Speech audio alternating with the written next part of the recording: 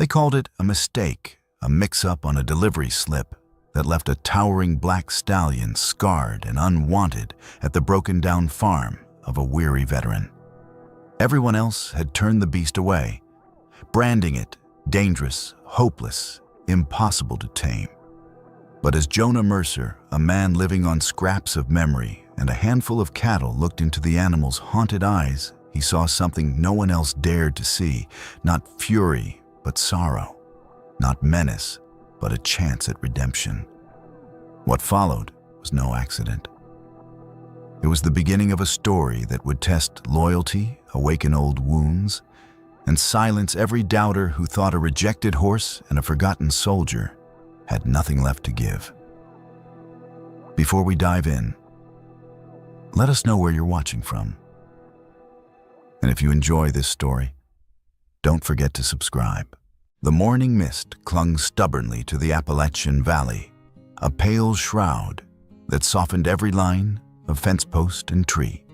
It was autumn, and the hills surrounding Silver Creek Ranch had already begun to flame with color-red maples and golden oaks glowing faintly through the fog.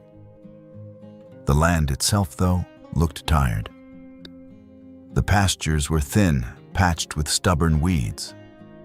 The old farmhouse leaned slightly, its roof patched with tin that rattled whenever the wind dragged across the ridge. The wooden fences sagged inward, as though they'd given up resisting the years.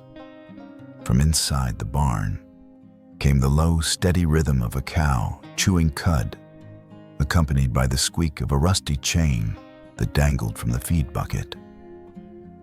These were the familiar sounds Jonah Mercer lived by, the small symphony of a place nearly forgotten by the world.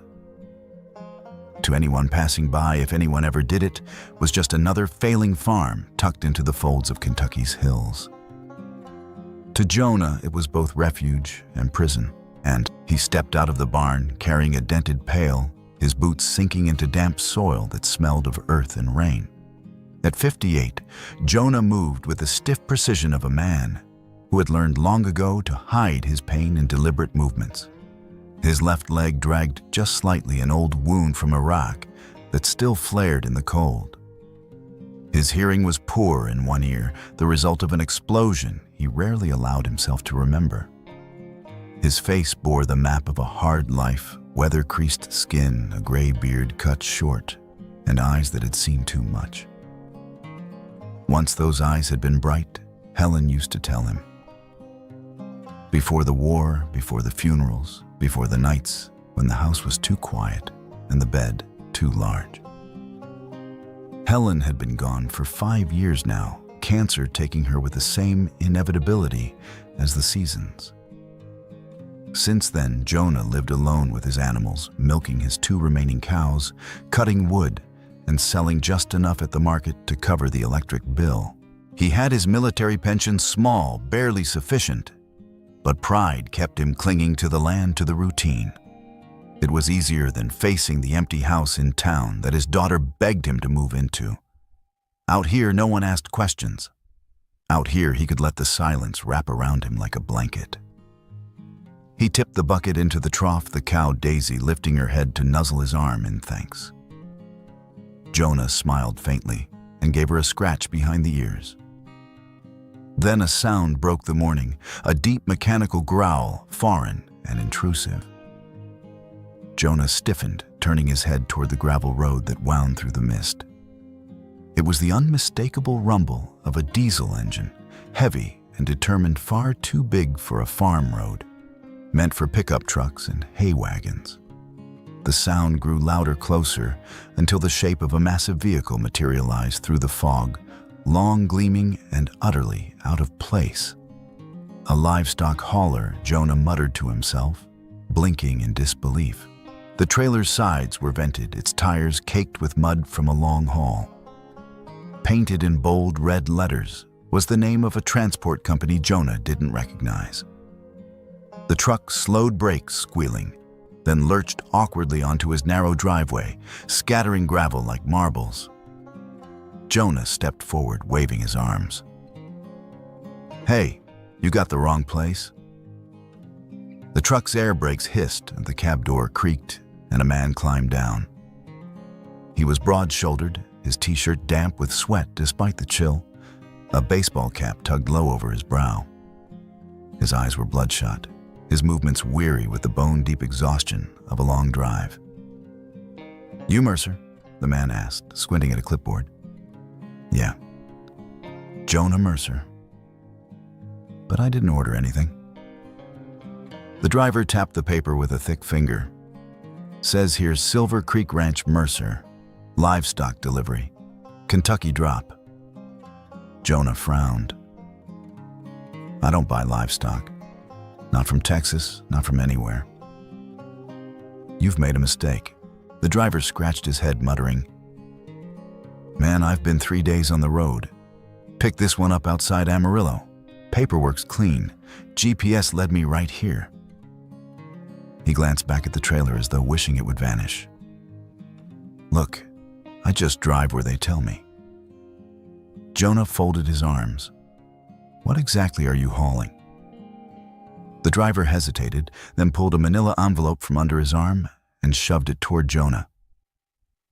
"Name's right there. Midnight Valor. Registration, health papers, breeding history, all of it." Jonah took the envelope reluctantly, the paper damp from the driver's sweaty grip. The bold letters across the top read like something out of another world: registered Brahmin stallion, Midnight Valor. Jonah looked up sharply. A horse. The driver snorted. Not just a horse, a monster. "You'll see."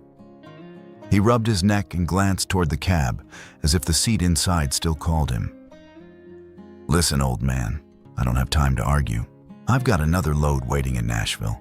As far as I'm concerned, I made the drop. He's your problem now." Before Jonah could speak, the driver had already strode back to the cab. The engine roared to life again. "Wait a damn minute," Jonah shouted. "I never signed for anything." But the man only waved a dismissive hand out of the window and rolled the truck forward. Gravel spat under the tires, and then the hauler was swallowed by the fog taillights fading like the last embers of a fire.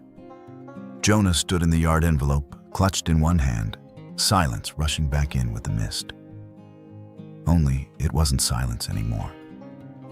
From inside the trailer came the unmistakable sound of hooves striking steel. A hollow boom, deliberate and heavy. Then another. The air seemed to thicken as Jonah turned toward the looming shadow of the trailer. His heart thudded in his chest, part dread, part reluctant curiosity. Midnight Valor.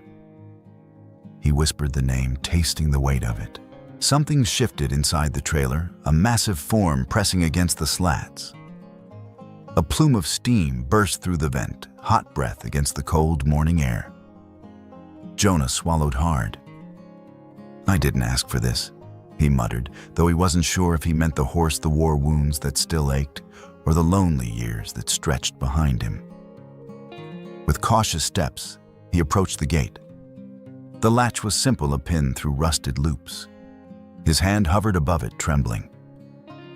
Inside, the animal stamped, once a resonant thunder that echoed through the valley. Jonah's cows lowed uneasily in the barn. Daisy shifted her white ears, twitching. Jonah pulled the pin. The metal screeched as he swung the door wide. From the shadows within stepped a creature that seemed carved from some myth, older than the hills themselves. The animal moved with a weight that shook the ground, a slow, deliberate rhythm of hooves meeting earth. Jonah, without realizing, stepped forward a pace or two, compelled by both fear and fascination. He wanted to see more clearly what kind of beast the world had abandoned on his doorstep. The fog lifted just enough for the outlines to sharpen, and Jonah's breath caught. The stallion stood taller than any horse he'd ever laid eyes on. Its shoulders bulged with corded muscle, its hindquarters swelled like coiled springs, and the thick black mane spilled down in tangled sheets. Each breath from its flared nostrils poured out in clouds of steam, curling into the crisp Appalachian air like smoke from a battlefield fire. The sheer size of the animal dwarfed the man standing before it. Jonah had faced armored convoys tanks rolling down sand-choked streets. But something in this creature's presence carried the same weight. He felt small, fragile, as though he were standing before a living war machine, a breathing battle tank carved of muscle and shadow. The stallion shifted the ground, groaning under its hooves. Jonah's hand tightened on the folder of papers the driver had thrust at him. He swallowed, then glanced down as a pale shaft of morning light broke through the fog, touching the horse's flank. What the light revealed twisted Jonah's gut. Across the stallion's barrel was a raised welt, long-heeled but unmistakable, the mark of a whip. Jonah's eyes traced upward to the neck, where patches of hair grew unevenly, a ring of scar tissue etched deep into the skin. It was the imprint of chain or rope left too long, too tight. His gaze traveled lower to the fetlocks, bald spots, and rough scabs where iron restraints had once bitten into flesh. The mane and coat bore uneven tufts, some spots bald, others sprouting coarse regrowth. It was not the coat of a pampered thoroughbred. It was the canvas of an animal that had endured punishment after punishment. Each scar was a sentence written by human cruelty. Jonah clenched his jaw. He had seen men return from tours overseas with similar maps carved into their bodies, burn scars, shrapnel wounds, jagged seams left by hurried field surgeries. Wounds that told stories most people didn't want to hear. For a moment, he wasn't standing on his struggling Kentucky farm. He was back in the desert heat in the medic's tent, holding down a soldier who screamed as the corpsman tried to stitch torn flesh. He saw the haunted look of men who would never sleep soundly again. The stallion turned its head slightly, the scars catching the light like pale lines of old ink. Jonah exhaled a sharp breath and forced himself to look back at the folder in his hand. Maybe the paperwork would explain how such a creature ended up here. He opened it. The pages smudged and wrinkled from too many hands. The words leapt at him in blunt clinical language. Incident animal attacked handler resulted in broken arm. Refuses tack violently, resists saddling. Destroyed perimeter fencing. Rejected by 3 separate breeding and training facilities. Considered unmanageable. And finally underlined twice in red ink, useless. Dangerous. Cannot be tamed. Jonah's lip curled into a bitter half-smile. He murmured to himself, sounds like half the discharge reports they wrote on soldiers when they didn't fit the mold. Slap a label on a man unstable, difficult, and you don't have to look any deeper. The stallion pawed at the ground, and the heavy thud vibrating through Jonah's boots. He raised his eyes again and froze. The animal was watching him, not with the fiery defiance he expected, not with a predator's glare. The gaze that met his was something else entirely. Dark eyes rimmed in lashes glistened like wells that had seen too much. They were heavy laden with a sorrow Jonah recognized instantly. It wasn't rage. It wasn't madness. It was weariness, the kind that seeped into the bones, the kind that lived in the eyes of soldiers who had marched too long and lost too many. Jonah's breath shuddered. Those eyes were pleading in their silence, not for dominance, not for escape, but for understanding. They looked like the eyes of his friend Carter, the medic, who had collapsed beside him one hot afternoon in Fallujah, whispering that he was tired of watching young men die. They looked like the eyes of Ramirez, who had sat with his back to the barracks wall, staring at nothing for hours, unable to rejoin the world after what he'd seen. Jonah's fingers tightened around the folder until the edges cut his palm. His throat constricted as though invisible hands pressed against it. The stallion blinked slowly, still watching. Jonah's vision blurred with a sudden wash of memory. The desert sun, the stench of burned metal, the echo of mortar fire. He remembered the triage tent, at the endless lines of broken bodies, the hollow faces that turned to him as if he could save them all. And he remembered the hollow inside himself when he realized he couldn't. "No, Jonah," whispered, voice breaking. "You're not dangerous. You're just another soldier left behind." The horse flicked its ears almost as if the words meant something. Jonah staggered back a step, pressing a hand to his chest. His heartbeat hammered in his ribs. He inhaled sharply, then steadied himself. The mist swirled around them, carrying the faint smell of damp earth and old wood smoke. He looked at the animal again. The stallion had lowered its head ever so slightly, the massive muscles in its neck relaxing. Its ears swiveled forward, curious. Jonah swallowed throat dry. He drew a slow breath, then spoke again, his voice softer, steadier. "You don't have to prove a damn thing to me. I know what it's like to be stamped defective. Broken. Not worth keeping." He paused, eyes locked with the stallion's. "I know what it's like when they stop seeing you as a soul and start seeing you as a burden." The stallion twitched an ear, its long tail swishing once. Then, to Jonah's astonishment, it dipped its head just a fraction lower, as though acknowledging the words. Jonah's chest tightened with a mix of awe and grief. He hadn't spoken like that to anyone in years. Not even Evelyn, his daughter. Not even Helen before she passed.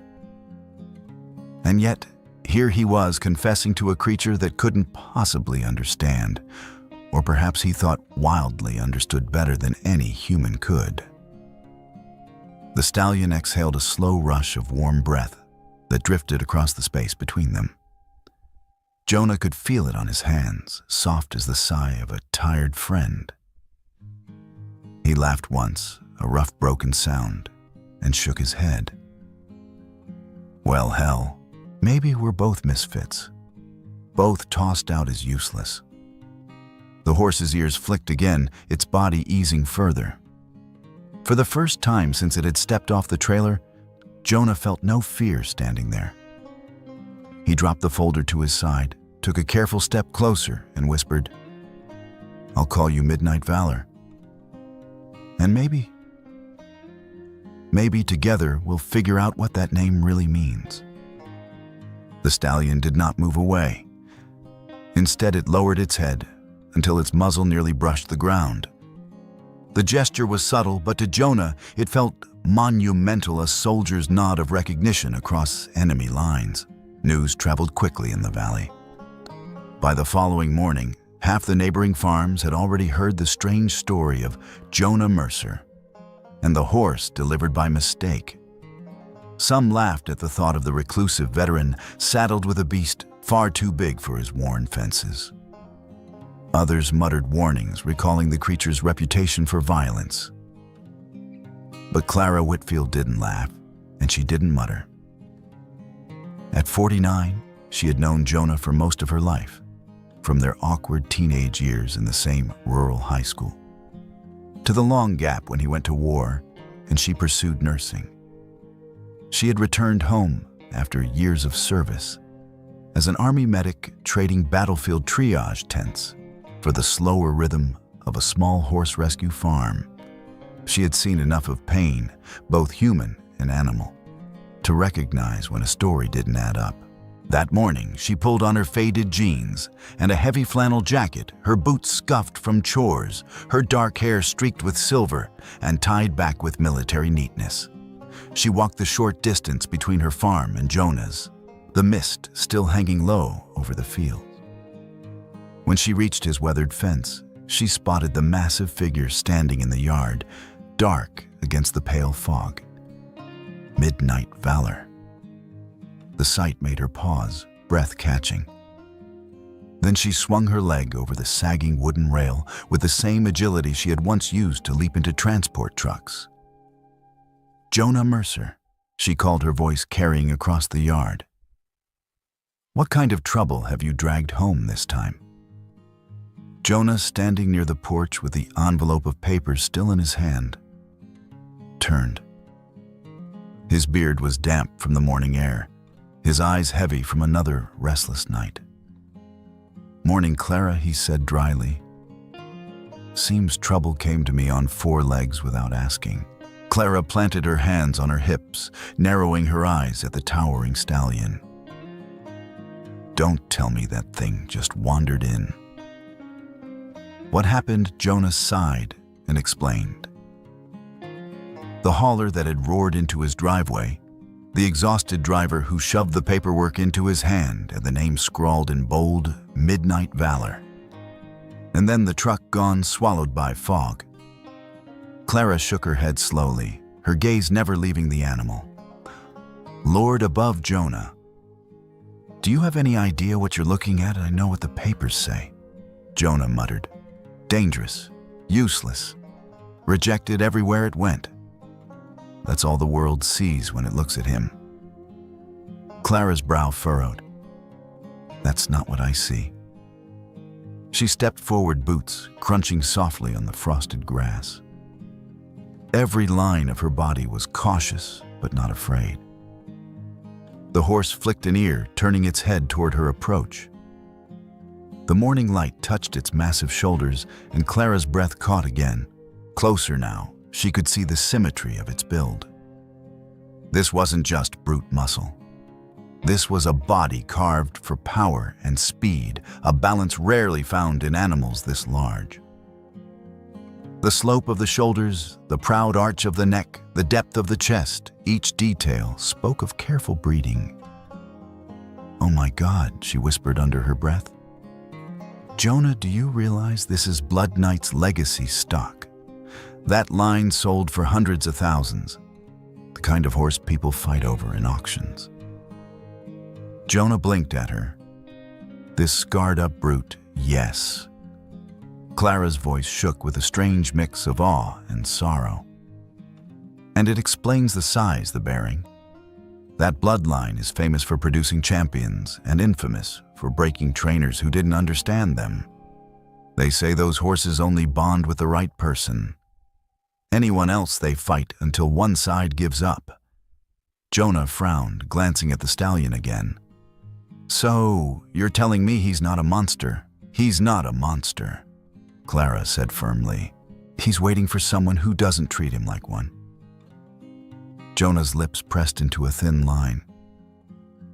He wanted to believe her, but the words "broken arm, dangerous" still echoed from the paperwork. Clara drew a breath, steadying herself. She stepped closer to the stallion, moving slowly, deliberately. Each stride was measured the way she had once approached wounded soldiers on stretchers. "Easy, boy," she murmured, her voice low, calm. "I won't hurt you." The horse's ears twitched, nostrils flaring. It stamped once, and Jonah tensed his knuckles, whitening as he gripped the fence rail. "Clara," he hissed. "Careful. Those papers said it shattered a man's arm." She didn't answer. She raised her hand palm outward, fingers trembling slightly. The fog swirled around her, as if holding its breath. Midnight Valor snorted the sound deep and resonant, then lowered his head slowly. The enormous muzzle stretched forward, brushing the air just above her palm. A second later, warm skin met her skin. The touch was feather-light, tentative, but real. Clara gasped softly, her eyes wide. She kept her hand steady, then slid it upward to stroke the bridge of his nose. Midnight Valor closed his eyes, halfway releasing a long, weary breath. It sounded less like threat and more like surrender, the sigh of a creature who had finally found a hand that didn't strike. Jonah stood frozen, disbelief etched across his face. The warnings in the folder, the stories of aggression, all seemed to crumble in the face of what he was witnessing. Clara's voice was barely above a whisper. "Jonah, this horse isn't vicious. He's exhausted. He's been hurt so many times that he doesn't know who to trust. But right now, he's trusting me." Jonah's throat tightened. He remembered the horse's sorrowful eyes, how they had mirrored the broken men he had left behind overseas. Now Clara was proving what his instincts had already whispered. The animal wasn't dangerous. It was damaged. Slowly, Jonah released the breath he'd been holding. He stepped closer, though still on the safe side of the fence. Midnight Valor opened his eyes again, glancing at him with a steady, almost knowing gaze. Clara turned her head toward Jonah, her hand still stroking the stallion's muzzle.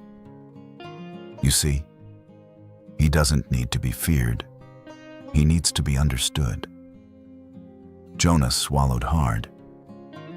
Then maybe he came to the right place after all. The storm came down from the mountains without warning. One moment the sky was merely gray, the next it was a battlefield of thunder and lightning.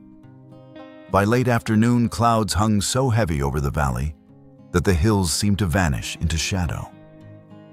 The roof of Jonah Mercer's barn rattled under the hammer of rain, every seam leaking, every nail groaning against the weight of the wind. Jonah had lived through firefights in Iraq, but the fury of Appalachian storms still set his nerves on edge. He hurried across the yard, soaked within seconds, his boots sliding in the mud. The cows were bawling inside the pen, their cries frantic, echoing against the thunderclaps. The old wooden posts shook as the herd pressed against each other in blind panic. "Easy, girls, easy now," Jonah shouted, his voice nearly lost to the storm. His eyes caught on Daisy, the old Holstein he had raised since she was a calf. She was pinned against a broken rail, her hoof twisted in wire. She struggled, eyes wide with terror, pulling herself closer to the section of fence that had already splintered. Beyond it, the ground smoked where lightning had struck a black scar against the wet earth. One more surge, and she would be out in the open, right where the storm raged most violently. Jonah scrambled forward, but before he reached her, the ground trembled with a different sound, the pounding of hooves. From the misted rain came Midnight Valor, a black bolt in the tempest. He crashed through the downpour like a living shadow mane plastered to his neck, muscles rolling under his sodden coat. His body slammed into the chaos of the pen, and suddenly he was between Daisy and the storm. The stallion planted himself broadside, head low, chest heaving. Rain streamed down his back, lightning reflected in his eyes. He threw back his head and let out a shriek of a neigh so piercing and fierce it cut through the thunder itself. The cows froze, their panic stunned into silence. The pen filled with nothing but the pounding rain and that echo of defiance ringing through the valley. Jonah could only stare. Midnight Valor, the horse that papers called a monster, was shielding Daisy with his body. The stallion nudged her with his massive head, pushing her gently away from the broken fence, urging her toward safety. His movements were deliberate, protective, not violent. Daisy stumbled free of the wire, limped to the corner where the other cows now huddled in calmer order. Midnight Valor swung his head back toward the open field beyond the fence, ears pinned, as though daring the storm to challenge him further. Jonah stood ankle-deep in mud, rain streaming down his face, his heart slamming. He whispered almost against his will, "You're no beast. You're a soldier." The storm raged on, but in that moment Jonah felt a clarity he hadn't known in years. By morning, the storm had passed. The air smelled of wet earth and pine resin, the hills gleaming clean in the sunlight. Jonah worked on repairing the fence, hammer in hand, while Rex, his wiry sheepdog, trotted nearby, chasing birds and sniffing at the damp ground. The quiet was broken by sudden frantic barking. Jonah's head snapped up. On the far side of the pasture, Rex was surrounded.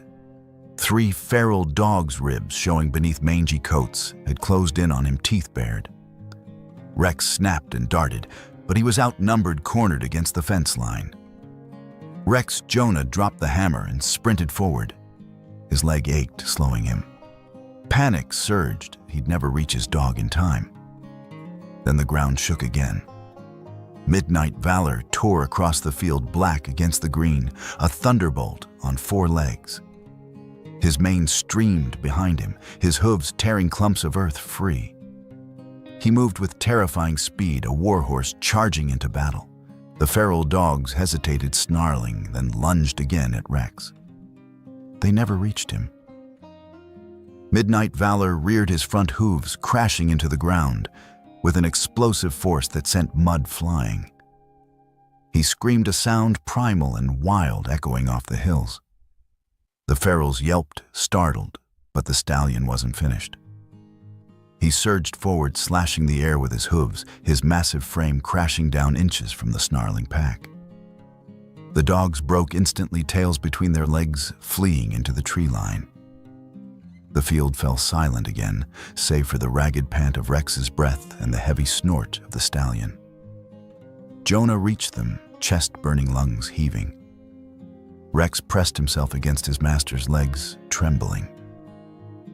Midnight Valor stood above them, both muscles, taut ears swiveling still, on guard. His dark eyes scanned the tree line until he was sure the threat was gone. Only then did he lower his head. Jonah swallowed hard. The horse had not turned his aggression on Rex nor on him. Every ounce of that fury had been aimed outward against the danger. Midnight Valor lowered his muzzle to Rex, touching the dog's head lightly, almost tenderly. Rex flinched, then after a moment licked the horse's nose once. A truce.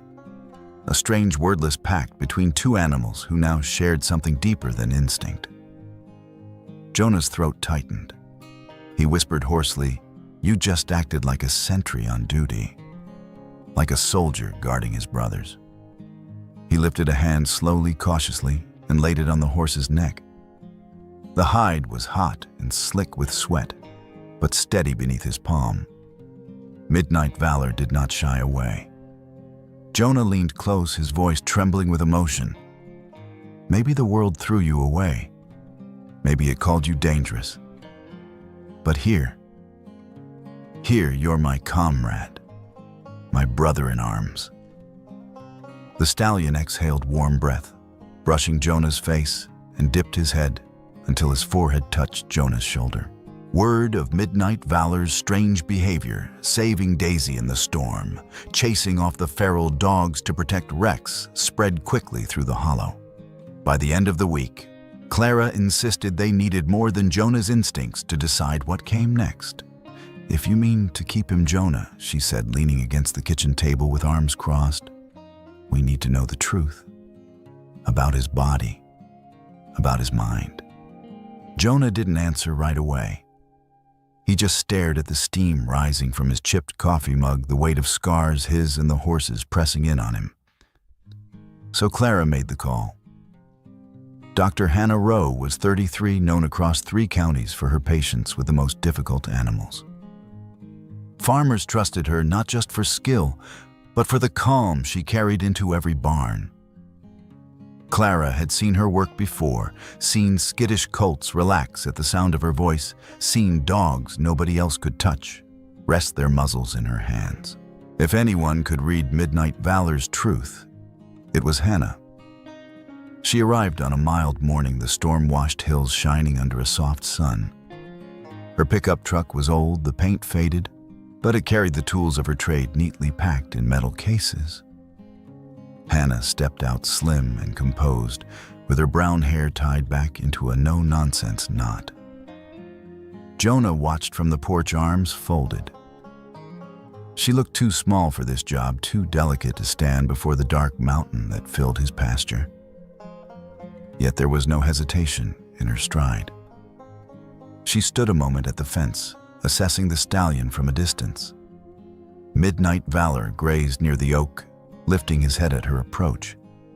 His ears flicked, but there was no wild rearing, no wide-eyed panic. Only quiet watchfulness, big fellow Hannah murmured under her breath. She turned slightly toward Jonah. "Is this him?" Jonah almost chuckled at the understatement. "That's him. The world's most dangerous piece of livestock, if you believe the papers." Hannah's lips curved into the ghost of a smile. I don't believe papers. I believe what I see." Jonah blinked.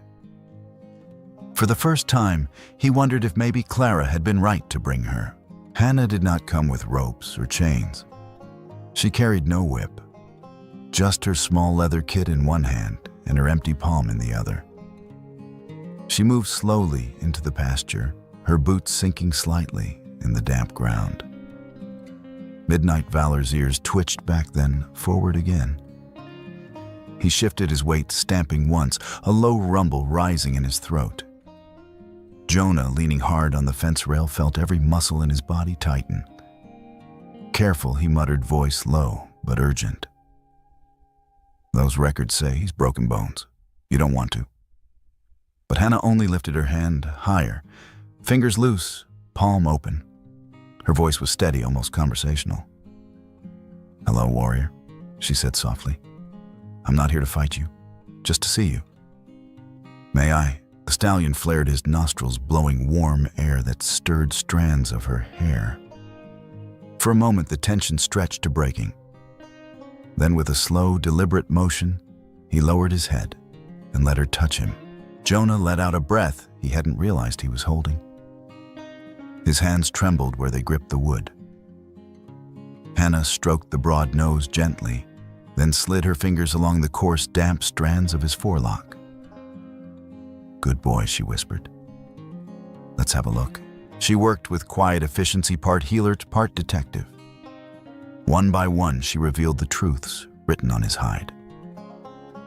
Her fingers traced the deep groove around his neck, where a chain had once been tightened too long. She parted the hair on his flank to expose the scar's tissue from lashes lines of raised, hardened skin that told of endless strikes. She lifted his lips, frowning at the thick calluses at the corners of his mouth. "They forced a bit too tight," she said grimly. "Day after day, until the tissue scarred." He wasn't refusing because he was vicious. He was in pain. Clara's breath caught her eyes, bright with anger. Dear God, they tried to break him. Jonah looked away, jaw tightening. He couldn't watch without seeing other faces, men strapped to stretchers, bruises hidden under uniforms, the kind of damage nobody admitted aloud. Hannah stepped back, shaking her head. This isn't the mark of a wild animal. It's the story of brutality. He fought back because he had no other choice. She met Jonah's eyes, her voice quiet but firm. Horses aren't born mean, Mr. Mercer. They don't wake up one morning and decide to hate people. When they lash out, it's survival. When they refuse commands, it's because the commands come with pain. Jonah's throat was tight. He looked again at the pale lines carved across the stallion's hide. They weren't just scars.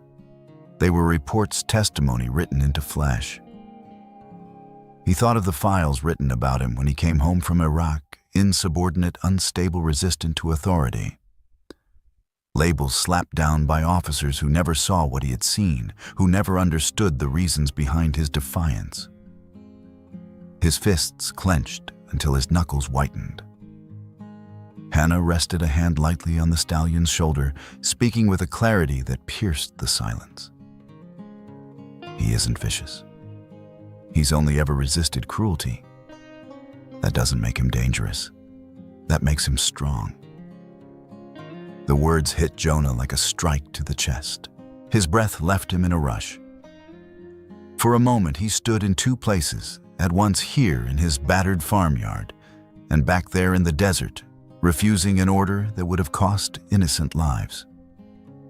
He remembered the way they'd looked at him afterward, the same way people looked at this horse, a problem, not a man.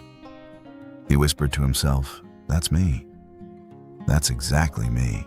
Midnight Valor lifted his head, suddenly stepping close. Jonah startled, but the horse didn't go for Hannah. Instead, he swung his muzzle toward Jonah, nudging against the man's shoulder. It wasn't hard, not aggressive. Just a touch, as if acknowledging something shared.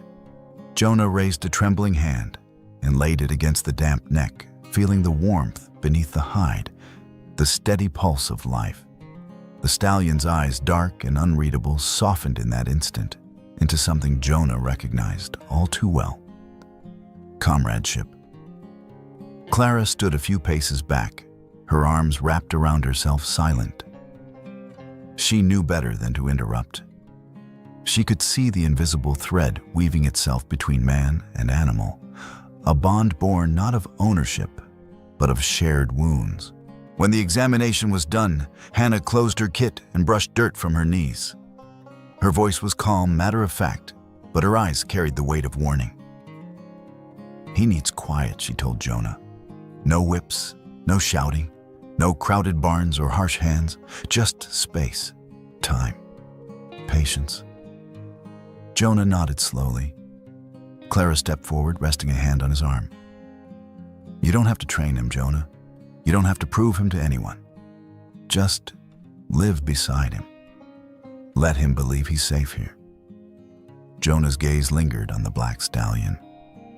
For years, his world had been shrinking, dimming, hollowing out since Helen died. Now, standing in the sunlight, with his hands still warm from that touch, he felt a flicker of something he had not let himself feel in a long time: hope. The morning was quiet, too quiet.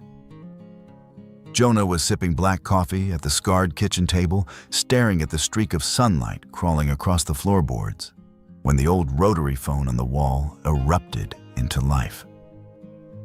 The shrill ring shattered the stillness. Jonah frowned. Few people called him anymore. Evelyn phoned on Sundays. Clara came by in person, and the feed store left messages on his answering machine. This was different. This was sharp, insistent. He set the mug down and crossed the room. The receiver was heavy in his hand, its cord stretched and curled from decades of use. "Mercer," he said, voice gravelly. A pause, then a man's voice rolled down the line, low, rough-edged and full of command. "This is Marcus Redstone, owner of Redstone Stables in Texas. I want to know why the horse Midnight Valor is standing on your goddamn property in Kentucky instead of being prepared for auction in Lexington." Jonah froze. His eyes flicked instinctively toward the window. Out in the pasture, the black stallion grazed in the pale sun mane, shifting in the breeze. So the past had caught up. The man who had cast Midnight Valor aside had finally come calling. Redstone's voice was clipped like a man who never wasted words. "That horse should have been delivered to Lexington last week. My GPS tracker shows the transport truck stopped at Silver Creek Ranch for hours. Now I hear rumors, Mercer, that the beast is still there." Jonah's hand tightened on the receiver. "Beast," he repeated softly. Redstone barreled on, ignoring him. "That animal is a failed investment, a liability. I've sunk over $100,000 into him already: training fees, handlers, transport, veterinary bills. He tore through 3 facilities, broke a man's arm, refused tack, destroyed fencing, injured stock. Every day he's alive, he costs me more money. I want him gone. Do you understand?" He spat the word like it was filth. "Gone." Jonah's jaw worked. He pressed the phone harder against his ear, as though force alone could contain the anger rising inside him. "You call him a liability," Jonah said evenly, "but here that horse saved an old cow from a storm. He chased off feral dogs to protect my sheepdog. He hasn't cost me a cent. He's given me back something I thought I'd lost." Redstone barked a short laugh, sharp as glass. "Oh, Mr. Mercer, I've been in this business 30 years. You've had him, what, 2 weeks? You see a fluke of behavior and think you know the truth. Don't let sentiment cloud your judgment. He's a wreck. He'll hurt you sooner or later. He's worth nothing." Jonah closed his eyes. The voice on the other end was everything he had heard before: commanders dismissing casualties, bureaucrats reducing lives to numbers on paper. He thought of the stallion's eyes, so full of exhaustion and sorrow and fury, burned through him. "Not nothing," he growled. "Not to me. Redstone sighed impatiently. Look, I don't care how attached you're getting. I've arranged for a truck. 48 hours from now, men will come collect him and haul him to auction. I'll take whatever I can get to cut my losses. That horse is finished. Through the glass of the kitchen window, Jonah saw Midnight Valor lift his head from the grass, ears swiveling, as if he somehow felt the tension of the conversation. The animal stood tall, calm in the morning light, a picture of peace against the words being hurled at him like stones. Jonah's knuckles whitened around the phone. "You see a spreadsheet," he muttered. "I see a life." But Redstone had already hung up. The kitchen seemed colder when the line went dead. Jonah lowered the receiver slowly, his hand trembling. He sank into the chair, elbows on his knees, head bowed. The words "liability gone, finished" echoed in his skull like gunfire. His mind dragged him backward years, decades, to the desert heat of Iraq. He saw again the look on his captain's face when Jonah had refused to send his men into a kill zone for nothing more than political optics. "You're insubordinate, Mercer. Difficult. Replaceable." He remembered the reports written afterward: unfit for command, uncooperative, a problem soldier. He remembered how quickly men became numbers, how deaths became acceptable losses, and how survivors were branded damaged goods. And now Marcus Redstone was doing the same to Midnight Valor, treating the scars as proof of failure, the resistance as proof of weakness, declaring a living creature worthless because he refused to bend to cruelty. Jonah's chest tightened. He whispered, "Not again. I won't let it happen again." His hand reached for the receiver before he could stop himself. He dialed the number from memory, each click loud in the quiet kitchen. The line rang once, twice. Then Redstone's voice answered, dripping with irritation. "What now?" Mercer Jonah's voice was steady, though his pulse raced. "Mr. Redstone, I want to buy Midnight Valor." There was silence. Then a laugh, loud, incredulous. "Buy him. Buy a pile of trouble and scar tissue." "What for sentimental nonsense?" Redstone scoffed. "But if you want to waste your money, fine. 15,000, cash, and you sign away any liability." Jonah's stomach twisted. He thought of his thin pension of the savings tucked away like a brittle lifeline. It wasn't much. It was everything. "I don't have 15, he said quietly. "I've got 10. That's all I can scrape together. 10,000, every cent I own." The line went quiet. Jonah could hear the faint rasp of Redstone's breath, the tick of silence stretching long. Finally, the rancher's voice returned flat. 10. And only if you sign full release. From this moment, he's your problem." Jonah exhaled slowly. "He's not a problem," he said. "He's mine." The papers came by courier. Jonah signed them with a heavy pen, his hand unsteady, but his resolve clear. He transferred the money, the savings he'd clung to for years, meant for emergencies, for Evelyn's security, for his own old age. Gone in a single stroke. When it was done, Jonah stepped out into the pasture. The sun was dipping, laying gold across the grass. Midnight Valor lifted his head, chewing slowly ears, turning toward the sound of Jonah's boots. The stallion's eyes, dark and fathomless, seemed to hold a question. Will I be taken again? Will I be abandoned once more? Jonah walked up, laid his hand against the thick neck, feeling the warmth beneath his palm. "No," he whispered. His voice broke, but he pressed on. "Not this time. Not ever. Even if I have to bleed for it, you stay here. With me." The horse snorted softly, lowering his head until his muzzle brushed Jonah's sleeve. Behind them, Clara leaned against the fence watching. She had seen the courier drive away, seen Jonah sign his future into Redstone's hands. Her eyes softened. "You did right," she said quietly. Jonah nodded once, unable to speak. His throat was too tight. But deep inside, for the first time since Helen's death, he felt something stir. The kitchen was dim that evening, lit only by the yellow glow of a single overhead bulb. Rain tapped softly against the window panes, a lingering drizzle after a day of gray skies. Jonah Mercer sat at the table pen, scratching across a lined notebook. The columns were crude feed costs, repairs, vet supplies, but it was all he had to track the bleeding wound that was his savings account. $10,000 gone in a single transaction, every bit of retirement money traded for the right to keep midnight valor in his pasture. He paused, staring at the numbers until they blurred. His hand trembled slightly. He was tired. But beneath the exhaustion was something steadier, a quiet conviction. For once in years, he wasn't keeping track for survival alone.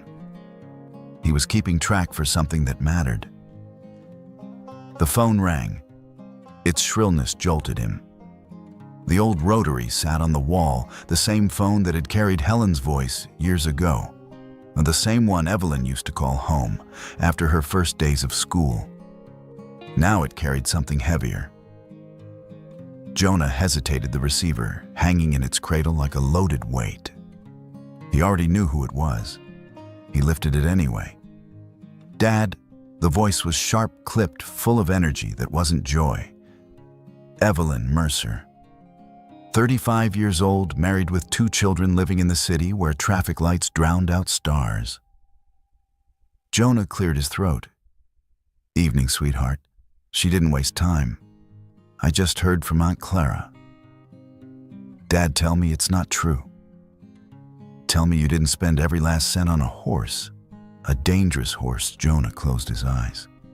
Here it was, the battle he'd been bracing for. Her voice rose, words spilling fast, almost tripping over each other. "Dad, what were you thinking? You're 58 years old. You've got a bad leg, half your hearing is gone, and the farm is falling apart, and now you've tied yourself to some monster. Do you realize what people say about that animal? It's violent. It's broken, and you used everything you had left to buy it." Jonah listened, his jaw set, and the receiver pressed tight against his ear. She wasn't wrong about the facts. His body was worn, the farm was crumbling, his savings gone. But the way she said monster made something flare hot in his chest.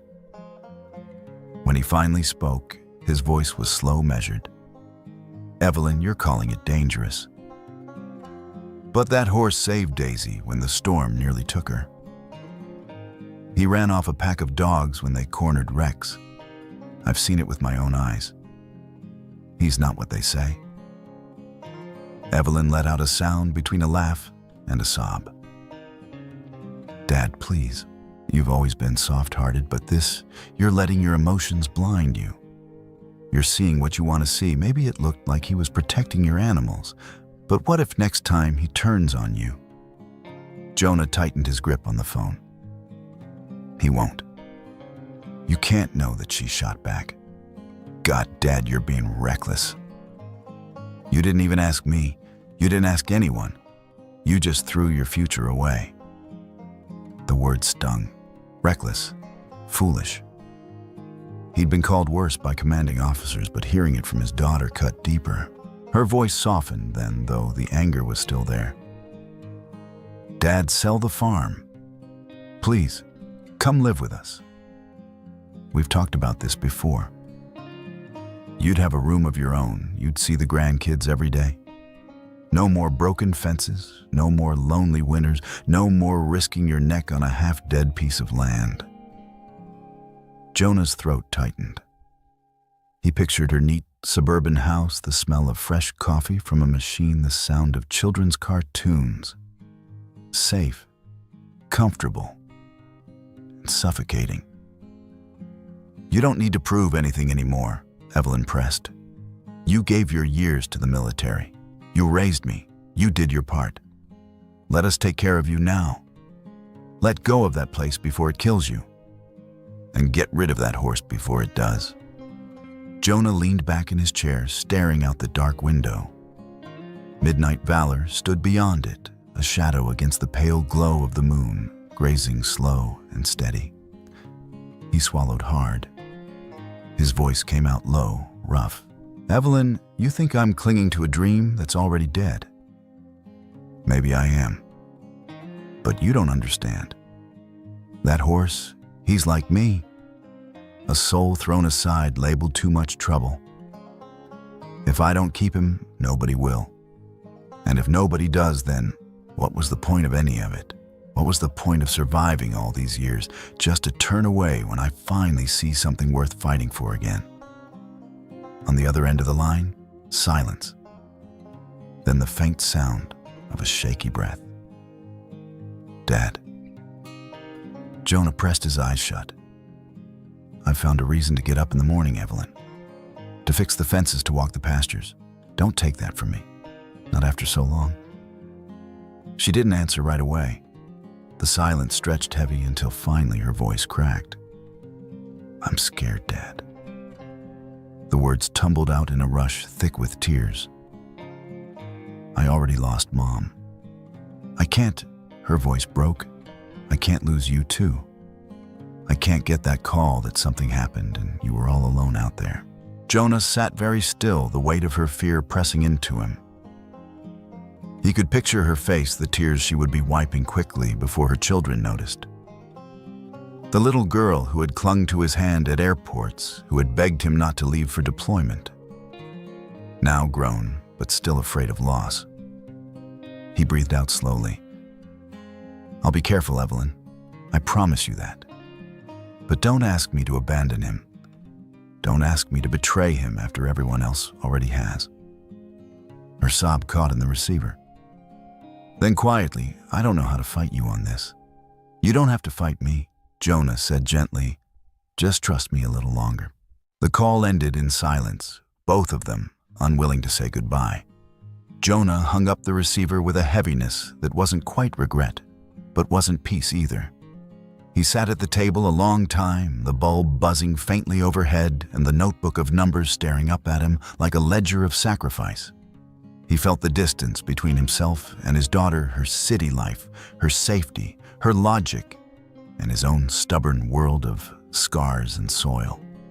Finally, he pushed himself to his feet and crossed to the window. Outside, Midnight Valor stood still, his dark frame outlined by moonlight.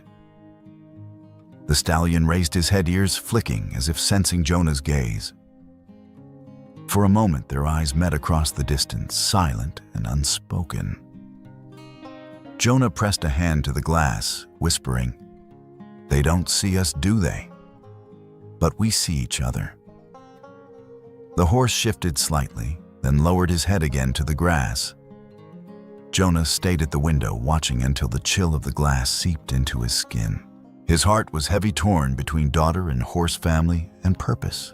The valley had always thrived on gossip. News traveled faster than trucks carried on fences, and front porches murmured across diner counters with steaming mugs of coffee. It didn't take long for the story of Jonah Mercer's strange black stallion to spread. First, it was whispers that old war vet's got himself a monster horse. Then it shifted. Did you hear that so-called monster pulled an old cow out of a storm and scared off wild dogs?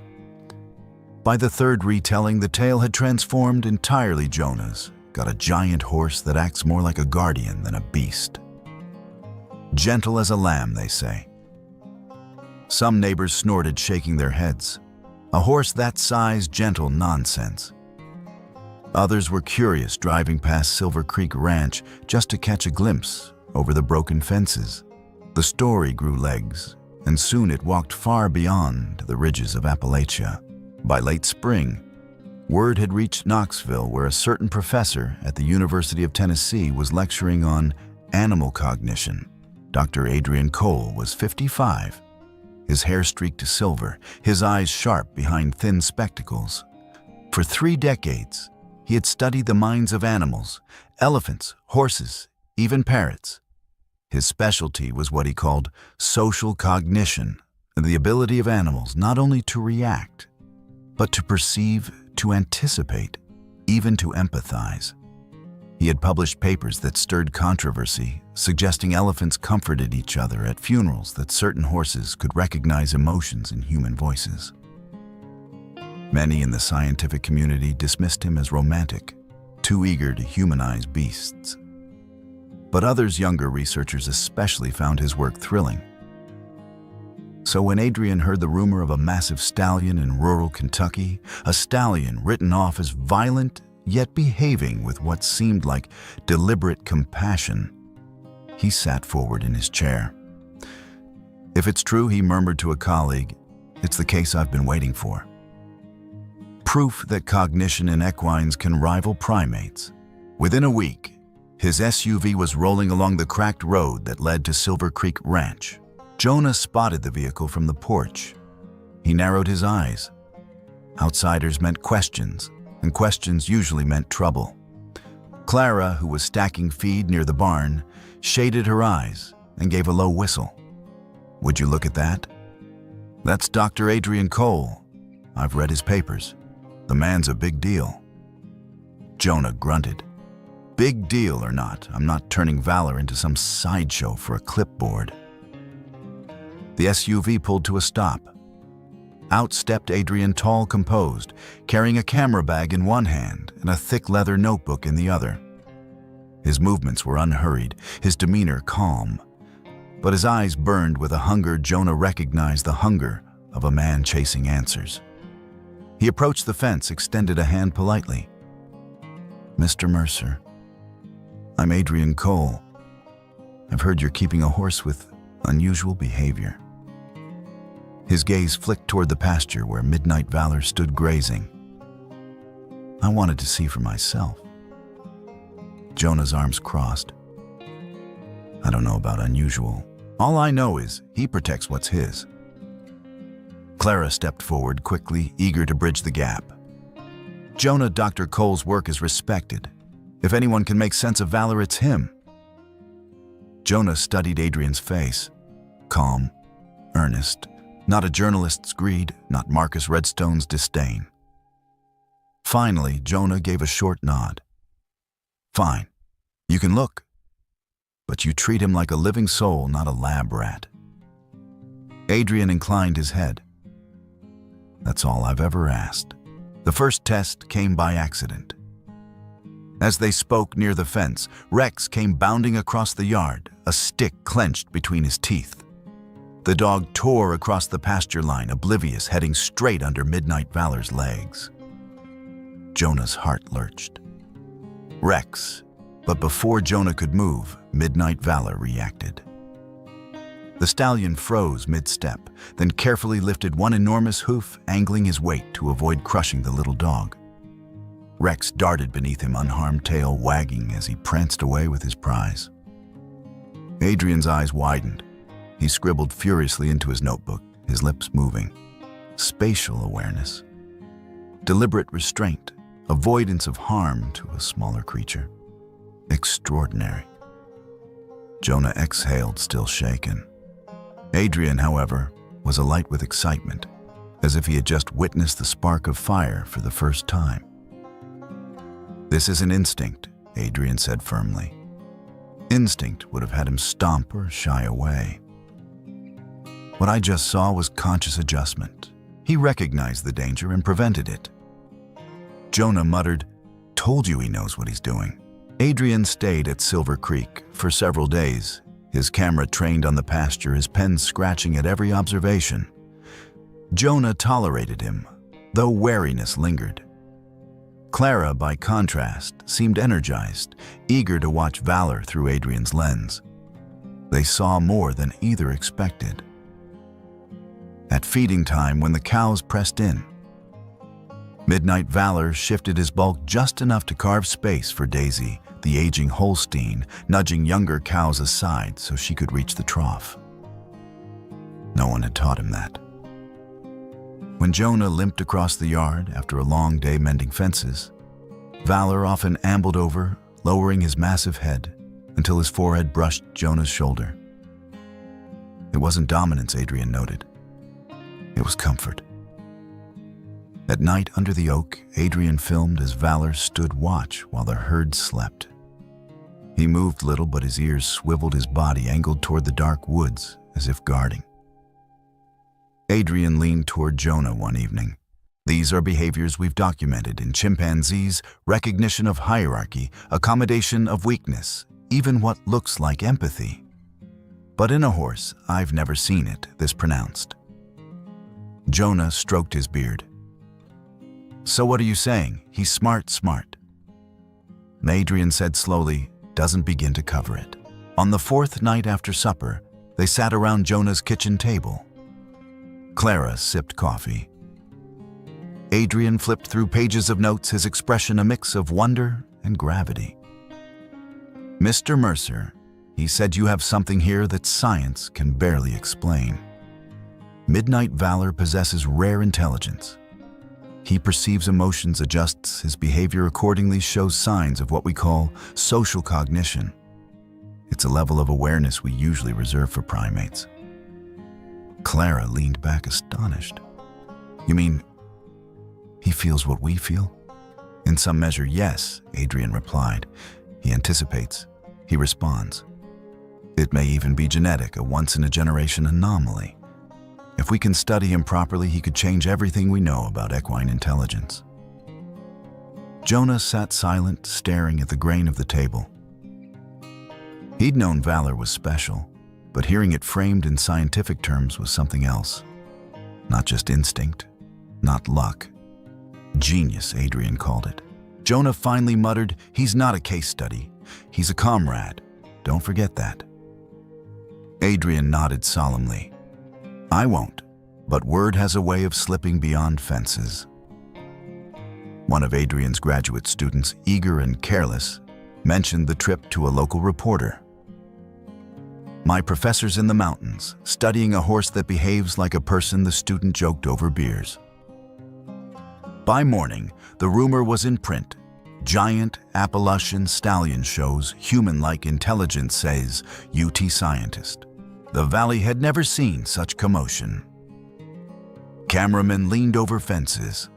Reporters in polished shoes stomped the mud flat as they delivered breathless lines to cameras. The world's smartest horse lives here in the quiet hills of Kentucky. Curious neighbors pressed against the wire, snapping pictures on their phones. Tourists in rental cars rolled down windows, hoping to catch a glimpse of the black stallion. Jonah watched from the porch, jaw clenched. What had been peace was now chaos. The ground near the pasture was trampled grass, stripped bare by boots and tripods. The cows grew skittish, lowing nervously as lights flared. Even Rex barked more than usual, unsettled by the crush of strangers. And Midnight Valor, once serene, once steady, kept his distance. He stood at the far edge of the pasture, ears flicking, muscles taut, his great head turning toward the noise with wary eyes. He was no longer the calm sentinel Jonah had come to trust. He was alert, unsettled, reminded of chains and shouting voices. Clara stood beside Jonah on the porch, arms folded tight across her chest. This isn't good for him, she said. You can see it in his eyes. If it keeps up, he'll go back to that place, fear resistance. He'll break inside. Jonah's hand curled into a fist. I know, he muttered. God help me, I know. 2 days later, the chaos was given a face. A sleek black limousine pulled up the drive, trailed by a convoy of glossy SUVs. Men in tailored suits stepped out first, scanning the yard with the efficiency of bodyguards. Then came Victor Langford. Langford was a man who carried his reputation in his stride. At 60, he looked sculpted from money itself, silver hair, perfectly styled suit, pressed so sharp it could cut shoes polished to a mirror shine.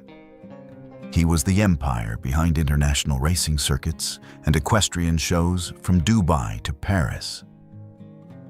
Where he walked, cameras followed, contracts appeared, fortunes shifted. He removed his sunglasses, surveying Silver Creek with faint amusement. Rustic, he said, his voice smooth as oiled leather, charming in a tragic sort of way. Jonah stood stiff in the doorway, mud on his boots, flannel faded at the elbows. The two men could not have been more different. Langford smiled thinly. "Mr. Mercer, I've come to make you an offer." He gestured grandly toward the pasture. "For him." The crowd murmured. Cameras clicked.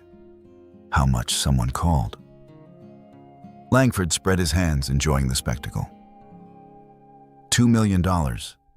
Cash, immediate transfer. And in return, this extraordinary animal becomes the centerpiece of my global entertainment circuit. I'll make him a star gentleman, the world's first thinking horse. The crowd erupted.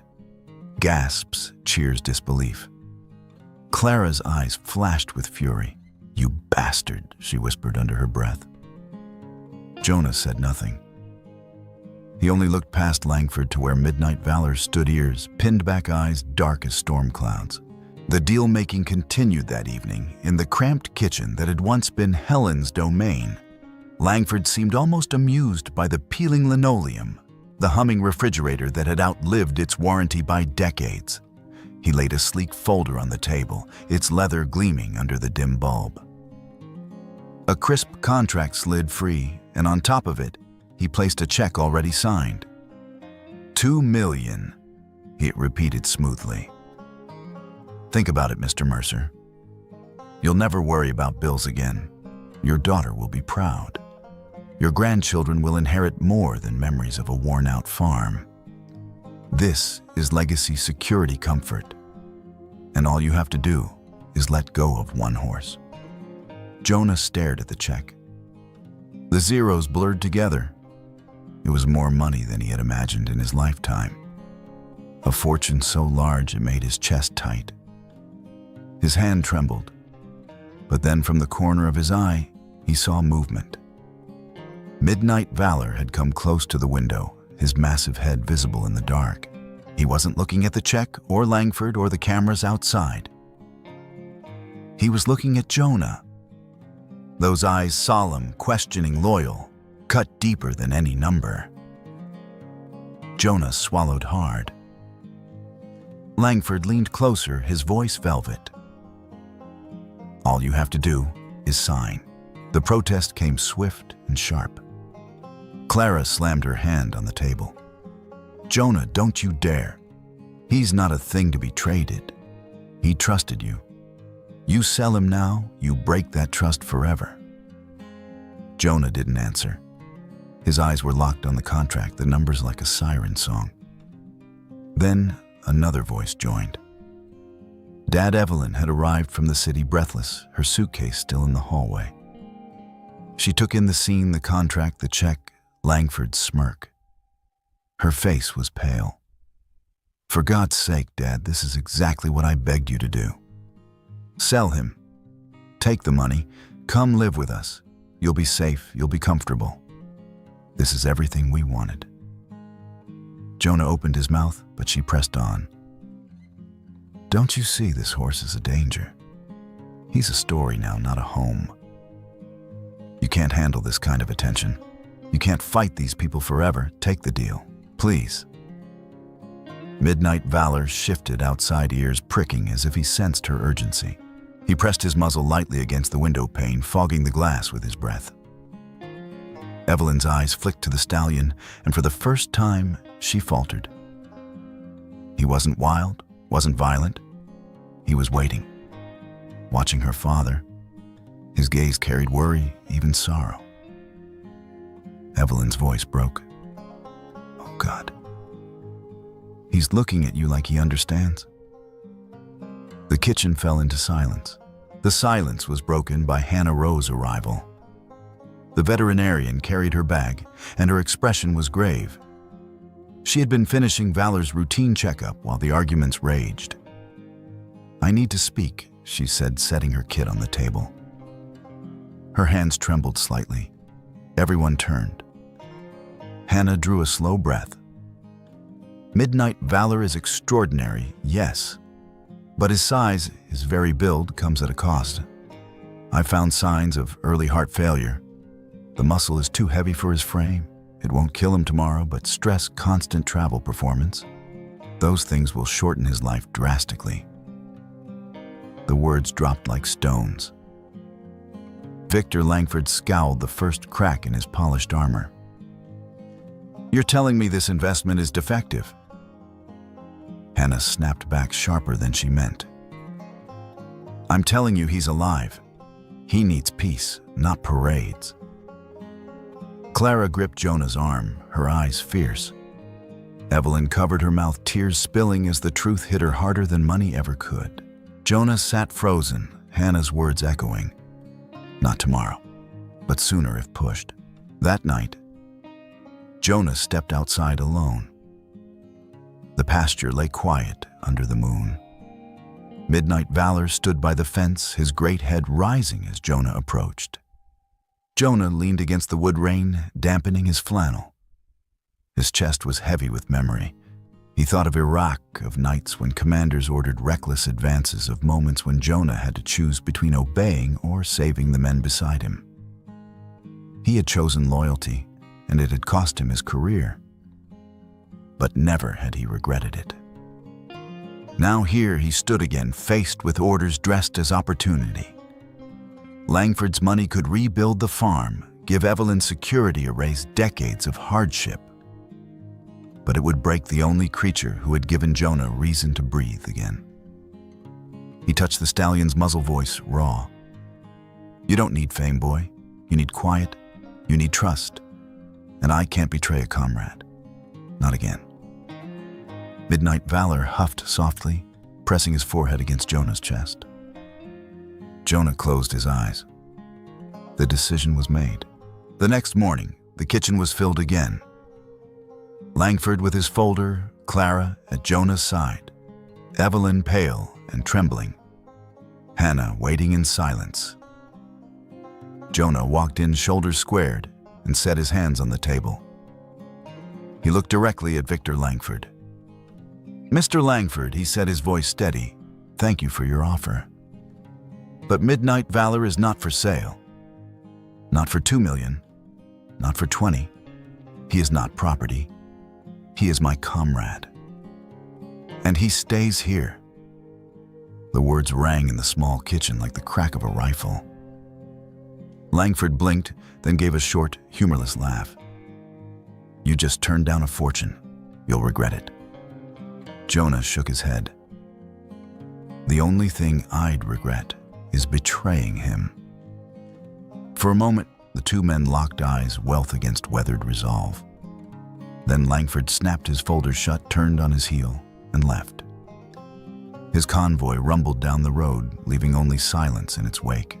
By dawn the next morning, everyone from the hills of Appalachia to the diners in Lexington was talking about the same thing. Jonah Mercer had turned down $2 million. Some called him a fool. The man's lost his mind. $2 million for a horse. You could buy 3 farms and retire.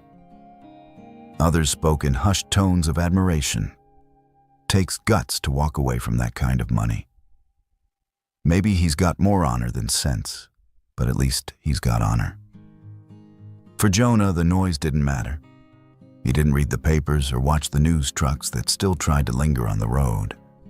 He kept his head down, fixed fences, milked cows, and carried hay. Most of all, he stayed close to Midnight valor. The stallion seemed to sense the storm had passed. He stood nearer to Jonah now, often following him across the yard, dark eyes, softer, calmer, more trusting than ever before.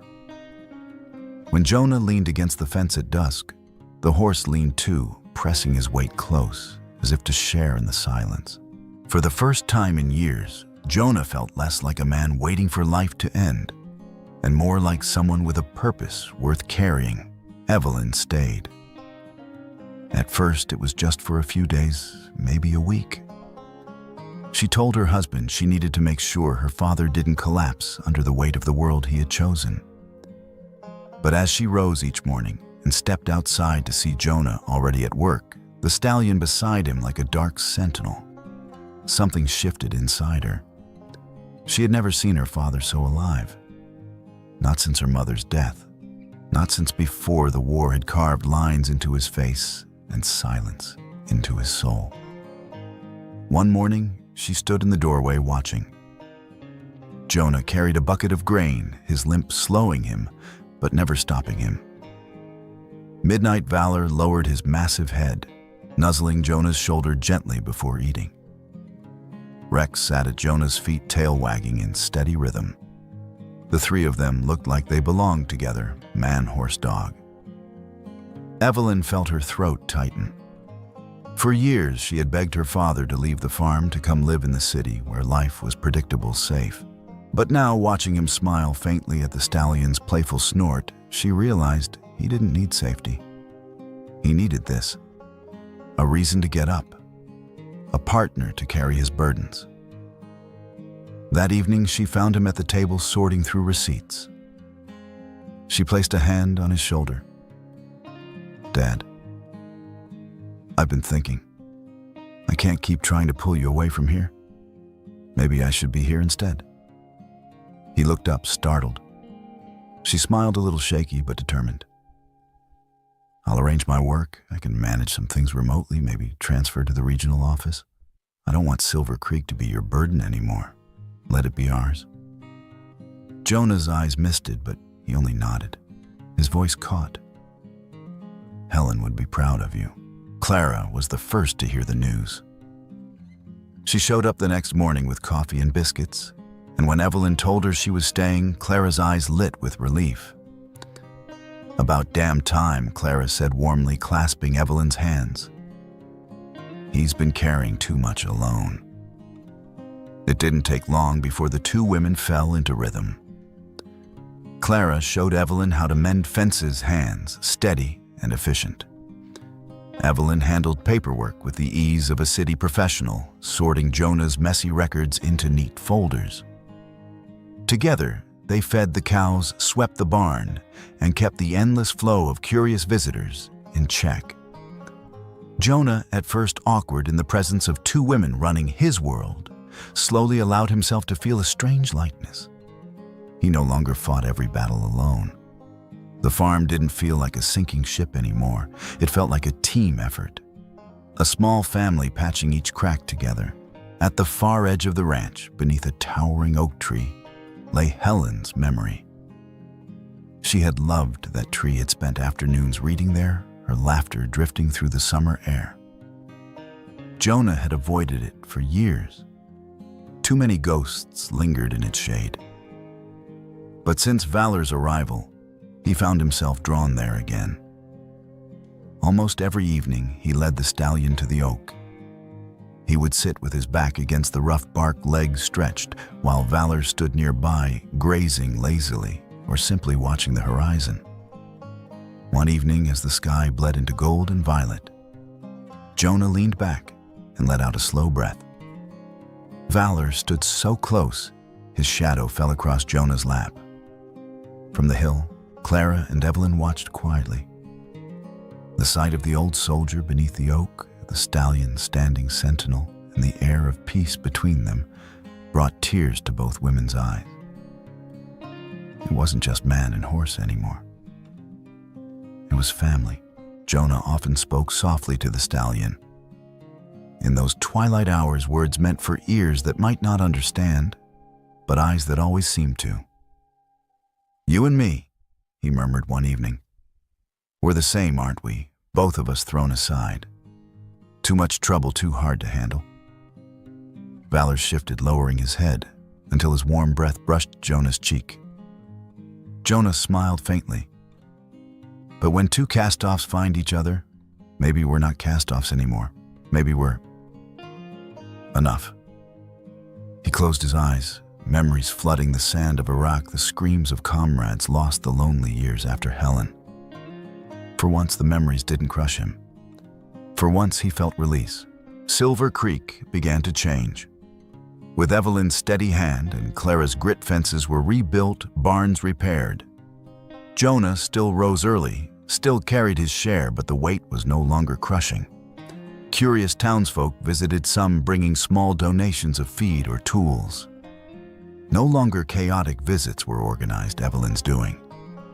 Children came to see Valor, standing in awe as the giant horse lowered his head for them to touch. The stallion became a symbol not of spectacle, but of resilience. People didn't call him the thinking horse anymore. They called him the guardian of Silver Creek. Jonah never let anyone forget Valor wasn't there to entertain. He was there to live, but even peace carried shadows. Hannah Rowe came off in her stethoscope pressed to Valor's chest, her brow furrowing. One afternoon, she pulled Jonah aside. "His heart," she said quietly. "It's working too hard. He's holding steady for now, but you must remember time isn't endless." Jonah nodded. He had known deep down. But hearing it aloud settled the truth in his bones. That night, sitting under the oak, Jonah stroked the stallion's mane and whispered, "We don't get forever, do we? But maybe that's not the point. Maybe the point is how we live the days we do get." Valor pressed his forehead against Jonah's chest, as though agreeing. Autumn came painting the valley in fire and gold. One evening, the family gathered beneath the oak. Jonah sat with Valor beside him, Evelyn on his right, Clara on his left. Rex sprawled at their feet. The sun dipped low, spilling crimson across the hills. Jonah broke the silence. "Evelyn," he said softly, "do you see now? I didn't need to sell him. He saved me more than I saved him." Evelyn's eyes filled. She reached for his hand. "I see it now, Dad. And I understand. That's why I'm here. Not just to take care of you, but because I need this too. I need to believe in second chances." Jonah's smile was quiet, lined with both grief and joy.